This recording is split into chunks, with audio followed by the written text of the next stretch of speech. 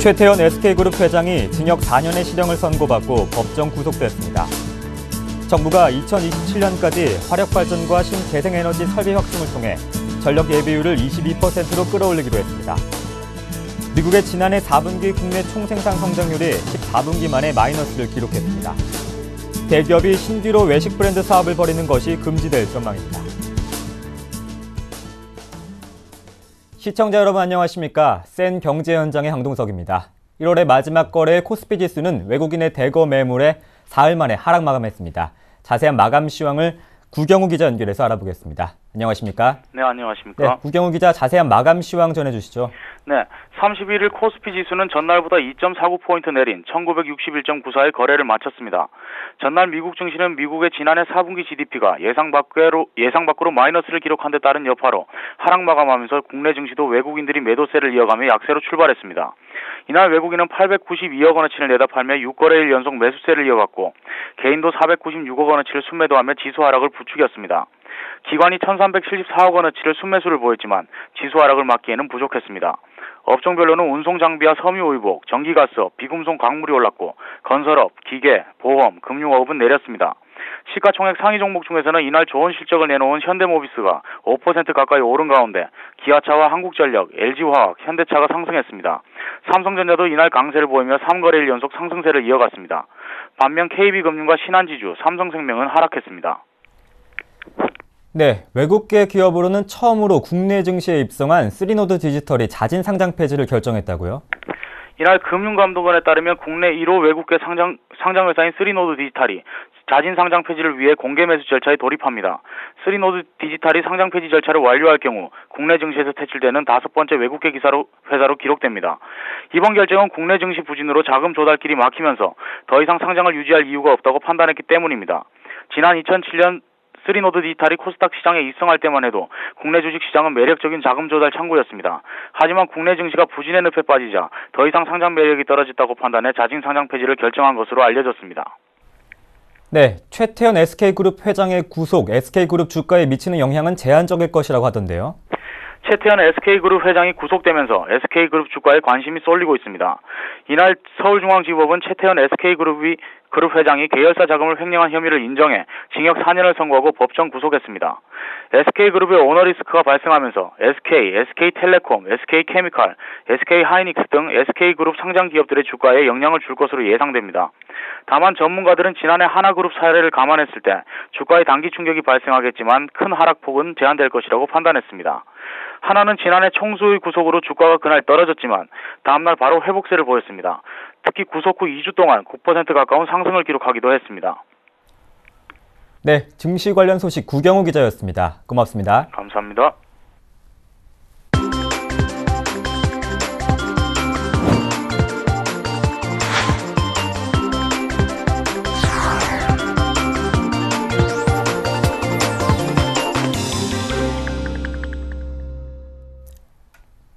오늘의 주요 뉴스입니다.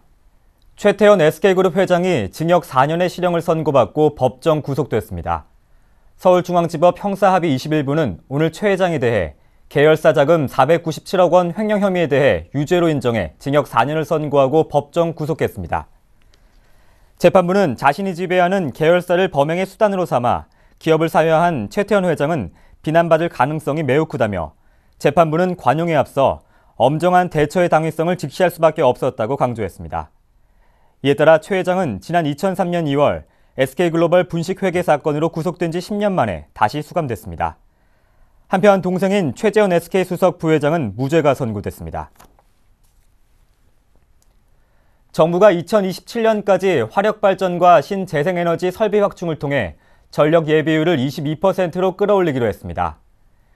지식경제부는 제6차 전력수급 기본계획을 마련하고 화력발전 사업자 선정을 완료했다고 밝혔습니다. 기본계획에 따르면 LNG 발전소는 2015년 12월부터 2017년 말 상업운전을 목표로 발전 용량 506만 킬로와트의 시설이 추가로 들어서게 됩니다. 또 석탄발전소는 2018년 6월부터 2020년 말까지 가동을 목표로 총 1,074만 킬로와트의 발전 시설이 건설됩니다. 신재생발전은 2027년까지 발전량 비중을 12%로 끌어올리기 위해 456만 킬로와트의 설비를 추가하기로 했습니다. 원전의 경우 한국수력원자력이 2027년까지 강원도 삼척과 경북 영덕에 150만 킬로와트급 2기씩을 건설하기 위해 의향서를 제출했으나 계획 확정을 유보했습니다.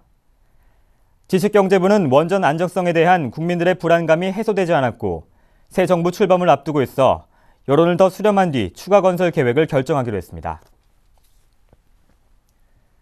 미국의 지난해 4분기 GDP 성장률이 14분기 만에 마이너스를 기록했습니다. 미국 상무부는 지난해 4분기 GDP 성장률 잠정치가 마이너스 0.1%로 조사됐다고 현지 시간으로 30일 밝혔습니다. 이는 시장 전문가들의 예상치인 1.1%에 크게 못 미치는 수치입니다.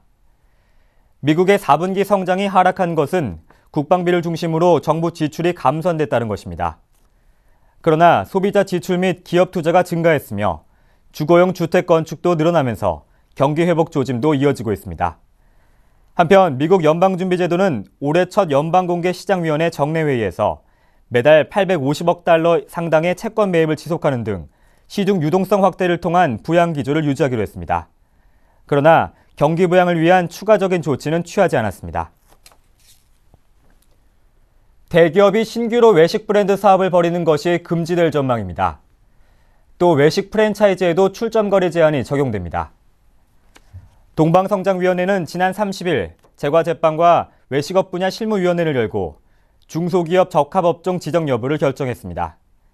이 자리에서 외식 대기업은 기존 사업 이외에 신규 브랜드 사업을 아예 금지하기로 가닥을 잡은 것으로 알려졌습니다. 대신 골목상권이 아닌 대로변에서는 외식 대기업의 신규 출점을 일부 허용키로 방침을 정했습니다. 이와는 별도로 외식 프랜차이즈 업체는 동종 업종이 일정 거리 이내에 영업 중이면 신규 출점이 금지됩니다. 이에 대해 해당 기업들은 반발하고 나섰습니다. 특히 외국 기업들과 역차별을 받을 수 있고 외식업 특성상 새로운 브랜드를 수시로 만들어야 경쟁력을 유지할 수 있다는 것이 이들 기업의 주장입니다. 동반인은 이 같은 실무의 논의를 토대로 최종 안을 마련해 내달 5일 전체 회의에서 규제안을 최종 발표할 계획입니다. 한국은행은 우리나라 물가가 2011년 중반기 이후 중장기 하락세를 이어갈 것이라고 전망했습니다. 한국은행은 물가 보고서를 통해 대규모 공급 충격이 발생하지 않는 한 당분간 물가 안정 기조가 유지될 것이라고 전망했습니다. 한은은 올해 4분기 물가 상승률이 목표 중심치 3%를 플러스 마이너스 1%포인트 이상 벗어날 확률은 36.5%라고 설명했습니다. 한은은 현재 올해 물가 상승률을 연 2.5%로 내년은 2.8%로 예상했습니다. 일본의 수출 대기업들이 엔화 가치 하락을 반영해 올해 실적 전망을 대폭 상향 조정하고 있습니다. 캐논은 엔화 가치 하락을 반영해 올해 영업이익이 작년보다 1,000억 엔, 약 1조 1,000억 원 이상 증가할 것으로 전망했습니다. 도요타 등 자동차 업체들도 올해 실적 전망을 대폭 상향 조정할 것으로 예상됩니다. 엔화 가치가 달러당 1엔 떨어지면 도요타는 연간 약 4,000억 원, 닛산은 약 2,400억 원의 영업이익 개선 효과가 있습니다. 수출 대기업들은 정부의 엔저 정책을 지속하라고 요구하고 있습니다. 미타라이 후지오 캐논 회장은 달러당 95에서 105엔, 도요타 아키오 도요타 사장과 카를로스 고 닉선 사장은 달러당 100엔이 적정 수준이라고 주장하고 있습니다.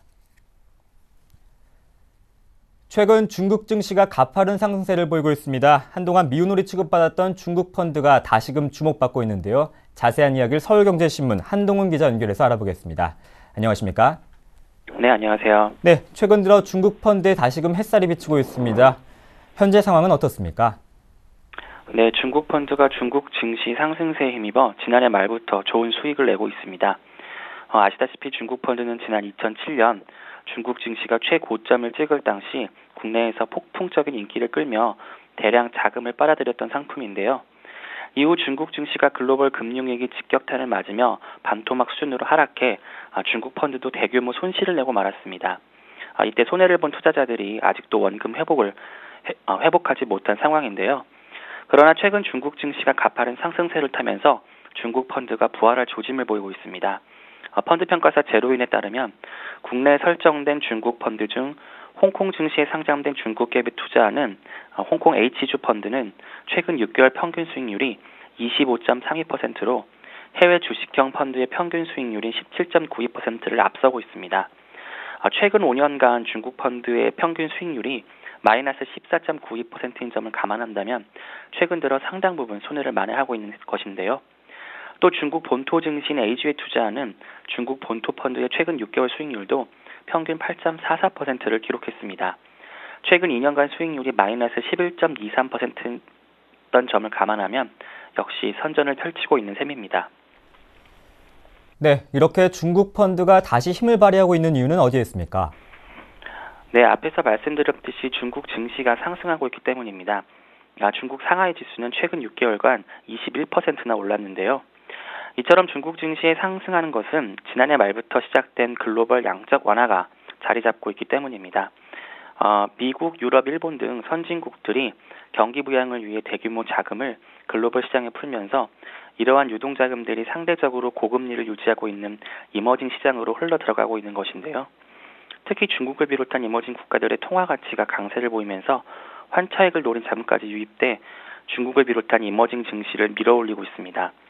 특히 중국은 지난해 10월 정권 교체를 통해 본격적으로 시진핑 시대가 개막했는데요. 새 정부가 대규모 내수 부양을 추진할 것이란 기대감이 중국 증시 상승의 원인이 되고 있습니다. 네, 그렇군요. 그럼 중국 펀드의 종류와 새 상품에 대해서도 자세한 설명 부탁드리겠습니다.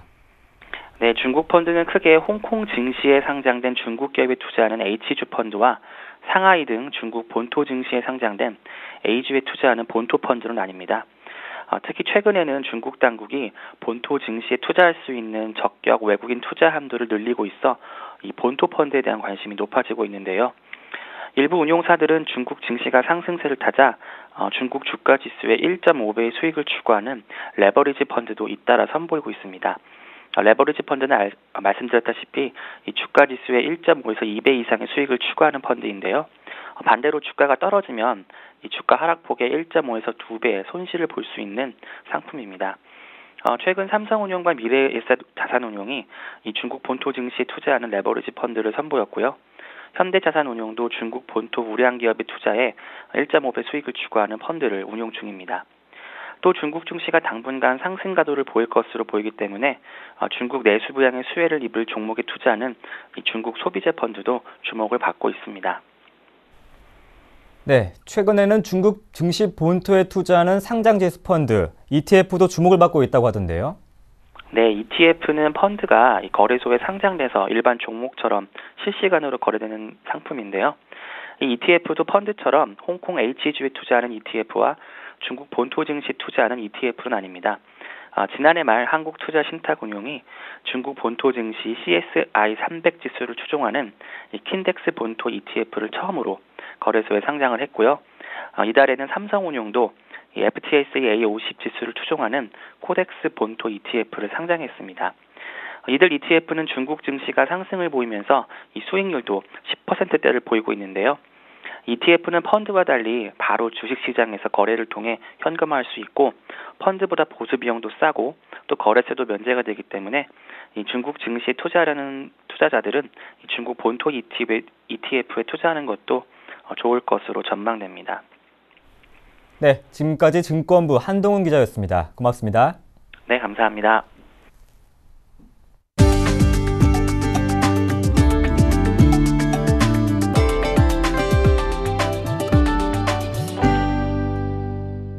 지난해 한국 영화 흥행에 힘입어 관련주들의 주가가 연초 이후 상승세를 타고 있습니다.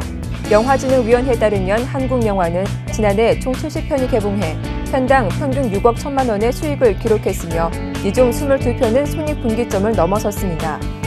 올 들어서도 타워, 박수건달, 베를린 등의 흥행이 이어지면서 관련 주가들이 강세를 보이고 있습니다. CJ-CGV는 연초 이후 약 한 달 만에 8.9% 상승했으며 미디어플렉스도 연초 이후 7% 이상 올랐습니다. 지난해 우리나라의 음료 수출이 처음으로 2억 달러를 돌파했습니다. 한국농수산식품유통공사에 따르면 지난해 우리나라 음료 수출액은 전년 대비 22.6% 급증한 2억 2,600만 달러를 기록했습니다. 수출액 5천만 달러로 최대 시장인 미국에서는 알로에가 선풍적인 인기를 끌고 있으며 2위 시장인 일본에는 생수, 홍차 등이 많이 팔렸습니다.